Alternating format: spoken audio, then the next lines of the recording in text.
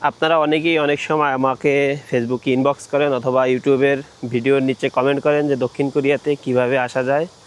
তো দক্ষিণ কোরিয়াতে মেইনলি আসার হচ্ছে কয়টা উত্তম মাধ্যম রয়েছে। তার ভিতরে অন্যতম হচ্ছে আপনার E9 ভিসা, যেটাকে বলে ওয়ার্কিং ভিসা। এটাতে আসতে হলে ভাষা শিখে পরীক্ষা দিয়ে তারপর আসতে হয়। দ্বিতীয়ততে আসা যায় হচ্ছে স্টুডেন্ট ভিসা। স্টুডেন্ট ভিসার প্রসেসিংটা খুবই সহজ।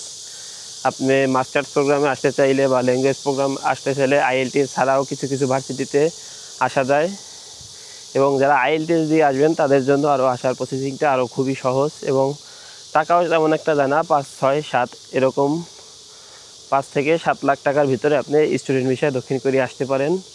আর মেয়েদের জন্য আর একটা বিশেষ অফার রয়েছে, তারা হচ্ছে দক্ষিণ কোরিয়া যারা আপনার E7 ভিসা পেয়েছে অথবা যারা ফ্যামিলি ভিসায় রয়েছে, তাদের যদি আপনারা বিয়ে করেন সেক্ষেত্রে তাদের স্ত্রী হিসাবেও আপনি দক্ষিণ কোরিয়াতে আসতে পারবেন।